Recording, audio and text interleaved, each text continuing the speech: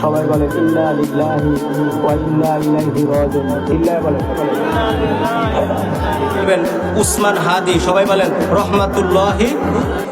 আল্লাহ তাকে জান্নাতের ভিতরে উচ্চ মাকাম স্থান দান করেন, সকলে বলেন আমিন।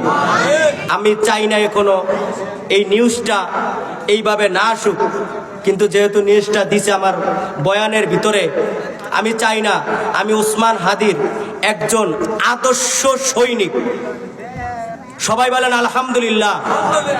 আমি মনে প্রাণে আমি দীর্ঘ রাত্র পর্যন্ত ওসমান হাদির তার যত সমাবেশের যত তার বক্তব্য এবং যত যা কিছু বলছে, এত সুন্দর কবিতা আকারে কাজী নজরুল ইসলাম সাহেবের এত সুন্দর বক্তৃতার এত সুন্দরভাবে বলছে, মনে হয় পৃথিবীতে আর এরকম কেউ বলতে পারবে, কইতে পারি না।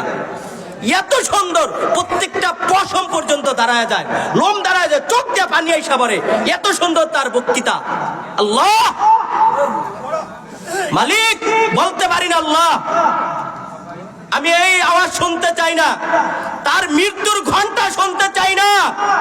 এই শতে শতে মানুষ নিয়ে মাদারীপুরের আল্লাহ এই গভীর রজনীতে উসমান হাদি মৃত্যুবরণ করুক, এটা আমি চাই না, সবাই চান আল্লাহ, কিন্তু মরণশীল কুল্লু নাফসিন যায়কাতুল মউত,